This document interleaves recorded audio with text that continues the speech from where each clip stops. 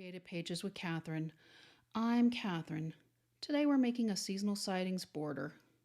For this project, I saw a YouTube live that one of our ladies in the home office, Noreen Smith, did. And I thought, you know what, I want to give it a try, but with a little bit of a twist.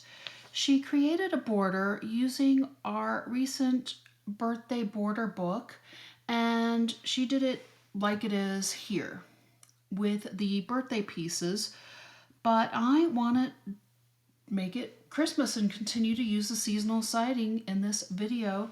So that's what I'm going to do. I cut a 2.5 inch by 12 inch base for this border. And then I cut a couple of different sizes. These are all really symmetrical. And if you've watched any of my videos, you'll know I'm not the best rule follower. I am a chef. I like to be creative and do my own thing a bit, and sketches are suggestions. We'll put it that way. So I changed it up a little bit. Noreen's base was 3 inches. Mine's going to be 2.5. I just didn't want to take up that much of my page. And on Noreen's, she did 1 inch and 1.5 inch wide on her little pieces here. And then they were around 2.4 inches tall is what I kind of figured from doing some math. 12 divided by 5 is 2.4. So I did some of mine at 2 inches tall. I went ahead and have pre-cut my pieces here, and I'm just going to go ahead and start placing them. So I did these at 2 inches tall.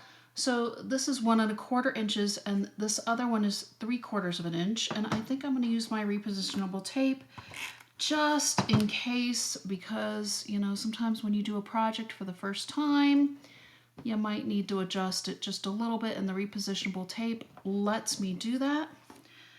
And so this is 3/4 of an inch by 2 inches tall.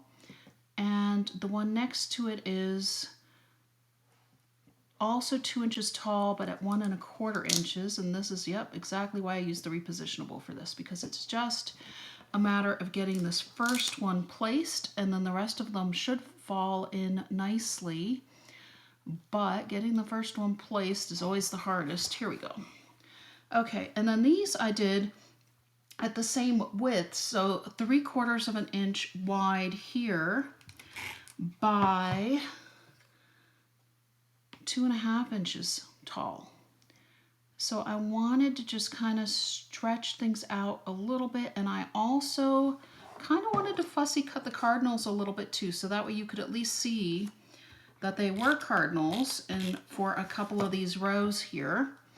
And so I'm putting these together. I did use the designer paper from our seasonal sightings collection for this all the way down, and my base is actually from our shades of seasonal sightings, which you can get still through purchasing a bundle of our seasonal sightings collection. It comes with a couple of punches as well. So now, did I mix these up, or is this, yes, this is the way I want it to go. I know I'm putting 2 of the skinny strips underneath each other, but I'm also mixing up the paper as well. And I just thought this kind of almost creates an interesting tile in the middle of our border. Let me grab my multi-purpose tool, because I can tell something's not straight and I don't know which one. Let me turn this one over. So let's give this one a go this other direction. There we go. That actually looks a little bit straighter. I don't know if maybe just the other edge was just ever so slightly off or what. This one needs to go down here. There we go. Okay. So that's that one. And then I also have these coming in as well.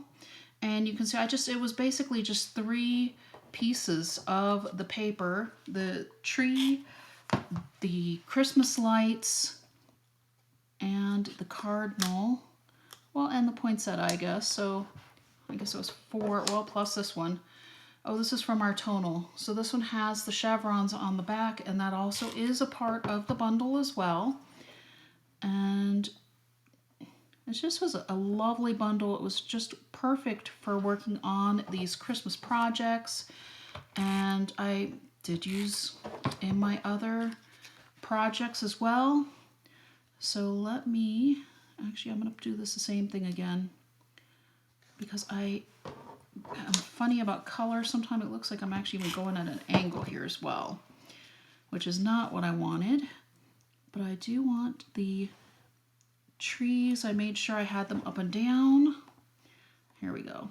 Fix this one, and it almost looks like the one above is just a little bit angled as well. Let me fix this here. There we go. Yep. It's just a little bit off. This is, again, why I use the repositionable and why I have multi-purpose tool, because it's great for just, it's almost like a little spatula. You just use it and you lift up what you got that's off and fix it up, and you are back in business. And there we go. That is my border, or my version of the border. And now let's add some extra pizzazz to this, some decoration. I have pulled out some of our border stickers. I thought about punching from our snowflake circle chain, but I had these Christmas lights left over from another project, and I'm going to grab my microtip scissors, which I love because they have a special coating on them, and you can cut through stickers all day and they don't get gooped up, which is fantastic. Okay, we need to put this just over the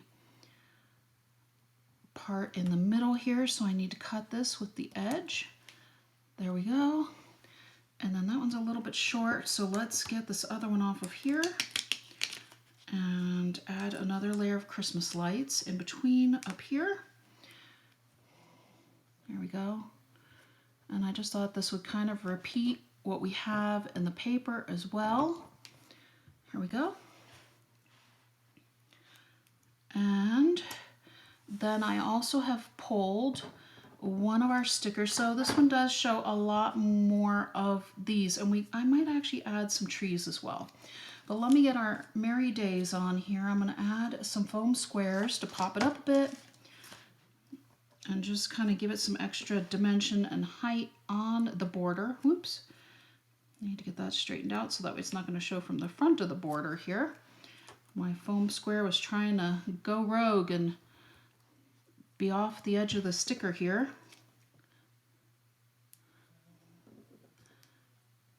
There we go. Pull off the back of the foam squares, and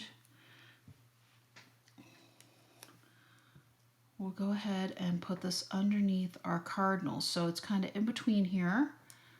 That looks gorgeous. And I think we will add a few trees as well. I had pulled that we have these few stars also, and then I also pulled an extra poinsettia as well. But I think I might go with the trees here. Oops, I'm having a runaway Christmas light as well. But I didn't know if that would be too much tree for the bottom, but I think it's actually going to be okay. Here we go. Let me cut along this line here. And then we're going to add another row up here. And I just love that our border stickers just add so much to any page. There we go. Okay, so we have Christmas lights, we have trees, we have poinsettias and cardinals. I need to get this back on the sticker sheet here at the end where it belongs. There we go. And let's see, this one does have a little bit of extra going on around the top there. So I wonder if we add maybe an extra poinsettia at the top here where this is more just red behind it. Let me try pulling this off and see if I like that or not. I think so. Let me grab another, I'm going to grab one of the large foam squares this time. And we're going to go ahead and put this up here. And like I said, sketches are suggestions. They're not set in stone here. And then I also will go ahead and add a couple of our stars coming down here. And we can even get this last one off going down here. And then maybe it's more like our stars are kind of just repeating down through the border, and I think that would be fabulous with any Christmas layout that you're putting together. Here we go. I will hold it up closer for y'all to see all the details. And there we go. So we've turned what was a birthday sketch into a Christmas sketch, and it's pretty fabulous. That is it for this project. I will link it in the description box below, so that way you can see Noreen put this one together if you like. Thank you so much for watching today. Check the description box. Until next